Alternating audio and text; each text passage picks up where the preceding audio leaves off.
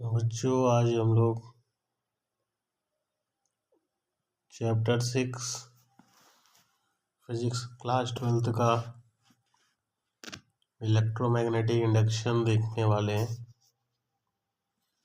इसमें जो सिलेबस है, ये बड़ा चैप्टर तो नहीं है। जो सिलेबस है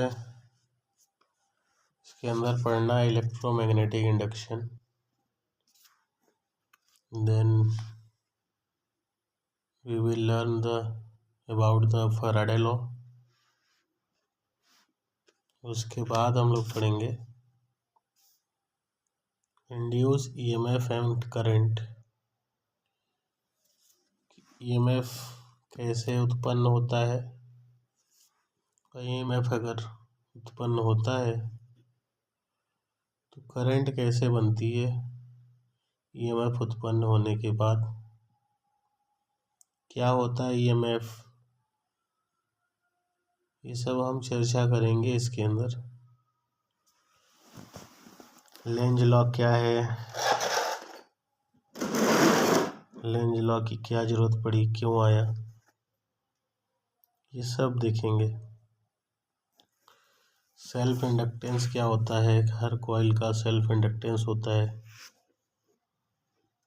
दो कॉइल का म्यूचुअल इंडक्टेंस होता है। फिर लास्ट में हमें पढ़ना है एसी डायनेमो। तो ईएमएफ आप लोग सुने होंगे करंट इलेक्ट्रिसिटी चैप्टर में। ईएमएफ एक प्रकार का पोटेंशियल डिफरेंस है, यानी वोल्टेज है जो हम लोग बाजार से सेल खरीद के ले आते हैं। तो जब वो नया सेल होता है उससे हम कोई करंट नहीं लिए रहते हैं, यानी सेल से कोई भी करंट अगर हम सेल का यूज़ अगर नहीं किए हैं, मतलब सेल को सर्किट में लगाए नहीं है, मतलब ओपन सर्किट अगर है, तो सेल के दो टर्मिनल के बीच में सेल से अगर कोई करंट नहीं बही है, यानी सर्किट ओपन है, तो सेल के दो टर्मिनल के बीच में जो भी पोटेंशियल डिफरेंस होगा, that potential difference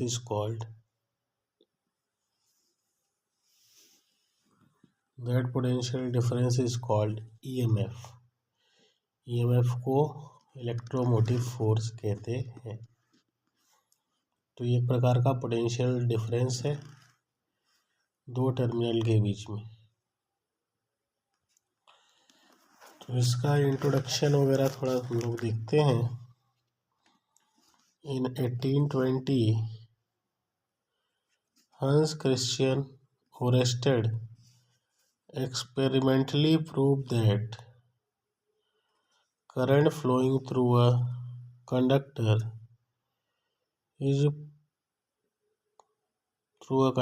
produces magnetic field। 1820 में हंस क्रिश्चियन ओरेस्टेड ने एक्सपेरिमेंट करके देखा था कि अगर किसी तार से करंट बह रही है तो उसके आसपास मैग्नेटिक फील्ड प्रोड्यूस होती है। किसने देखा था? ओरेस्टेड ने। कहाँ देखा? किसी वायर के आसपास अगर वायर में करंट बह रही है, अगर आप नॉर्मल तार ले आएंगे बाजार से, उसमें करंट अगर नहीं बहेगी तो कोई मैग्नेटिक फील्ड प्रोड्यूस नहीं होगी। लेकिन अगर उस वायर में करंट बह रही है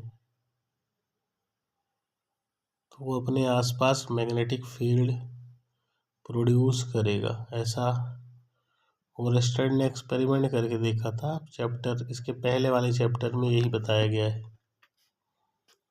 और इस डिस्कवरी को magnetic effect of electric current कहेंगे। क्या कहेंगे?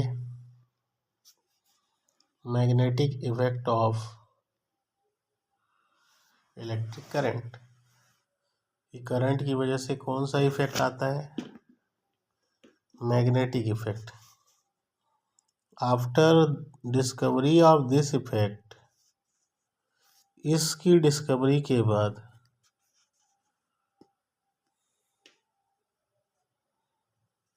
After discovery of this effect of current, question arises whether moving magnet produce electric current. जैसे करंट की वजह से मैग्नेटिक इफेक्ट आ गया, तो क्या मैग्नेटिक इफेक्ट में बदल के हम करंट प्राप्त कर सकते हैं? ऐसा हम सोचने लगे कि इसका उल्टा भी संभव है। करंट की वजह से अगर मैग्नेट प्रॉपर्टी आ रही है, तो क्या मैग्नेटिक फील्ड में कुछ चेंज ला के करंट प्राप्त कर सकते हैं? तो नेचर क्या है? Nature loves symmetry, so there should be a symmetrical relation between magnetism and electricity. अगर करंट से मैग्नेटिक फील्ड आ रही है, तो मैग्नेटिक फील्ड को बदल के हम करंट भी प्राप्त कर सकते हैं, क्योंकि nature loves symmetry. In 1831, experiments performed by Michael Faraday. 1831 में माइकल फैराडे ने कुछ एक्सपेरिमेंट किए। किसने? फैराडे ने। कब किए? 1831 में किए। In UK, United kingdom, prove that if a magnet moved around the coil, Faraday ने क्या किया? चुंबक लिया और एक कॉइल लिया। कॉइल किसको बोलते हैं? जो क्लोज हो, ओपन ना हो। वो सर्कुलर शेप की भी हो सकती है, रेक्टेंगुलर शेप की भी हो सकती है। ठीक है, तो एक कॉइल लिया और उसके आसपास मैग्नेट को घुमाया। तो फैराडे ने ये पाया, माइकल फैराडे, इलेक्ट्रोमैग्नेटिक इंडक्शन के बारे में फैराडे ने ही बताया था। ये एक्सपेरिमेंट करके किसने देखा? फैराडे ने। इलेक्ट्रोमैग्नेटिक इंडक्शन क्या है? मैग्नेटिक फील्ड में चेंज करके करंट बनाना, करंट प्रोड्यूस करना। इसके पहले वाले चैप्टर में क्या था? करंट की वजह से मैग्नेटिक फील्ड आ रहे थे। इस चैप्टर में फैराडे ने उल्टा सोचा कि क्या मैग्नेटिक फील्ड की वजह से हम करंट ला सकते हैं। तो इन्होंने एक्सपेरिमेंट किया।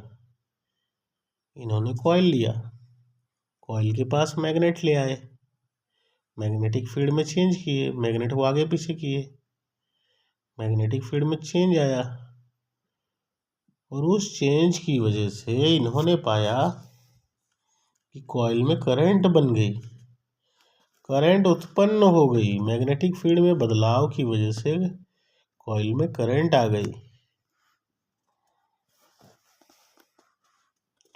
तो इससे उन्होंने, फैराडे भाई ने, ये करंट का उत्पन्न होना ही इंडक्शन है।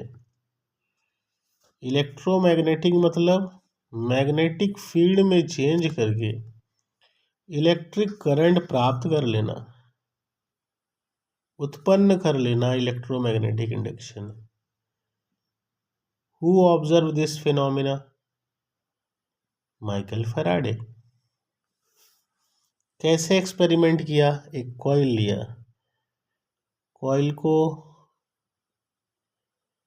कॉइल के पास किसको ले आया? मैग्नेट को आगे पीछे किया, मैग्नेटिक फील्ड लाइन कम ज़्यादा हुई, कॉइल से पास हुई, तो कॉइल में जब मैग्नेटिक फील्ड लाइन चेंज हुई तो मैग्नेटिक फ्लक्स चेंज हुआ। What is magnetic flux?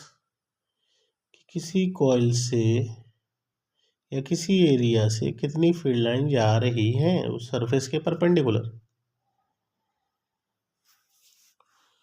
तो उन्होंने देखा कि उस कॉइल में एक वोल्टेज सेट हो जाता है, वोल्टेज उत्पन्न हो जाता है।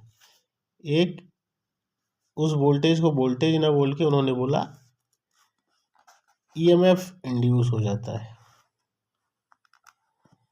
And this phenomena is called electromagnetic induction, because due to changing magnetic field we are producing electric field in the coil, electromotive force in the coil. If coil is a closed loop then current will induce. अगर वो coil close रहेगी तो उसमें current भी बहने लगती है। तो उन्होंने क्या बताया, whenever there is a relative motion between magnet and coil, जब भी कॉयल और मैग्नेट के बीच में रिलेटिव मोशन होगा। रिलेटिव मोशन मतलब कॉयल रुकी है तो मैग्नेट मूव कर रहा है, मैग्नेट रुका है तो कॉयल मूव कर रही है, या दोनों मूव कर रहे हैं तो उनके बीच में वेलोसिटी में अंतर है। तो मैग्नेटिक फ्लक्स जो भी मैग्नेट प्रोड्यूस करेगा, मैग्नेटिक फील्ड लाइन, वो कॉयल से गुजरेगी और वो कम ज़्यादा होगी यानी चेंज होगी। मैग्नेटिक फील्ड चेंज होगी मतलब मैग्नेटिक फ्लक्स चेंज होगा। और जब भी कॉयल से मैग्नेटिक फ्लक्स चेंज होगा तो उस कॉयल में एक ईएमएफ जनरेट होगा, ईएमएफ उत्पन्न हो जाएगा।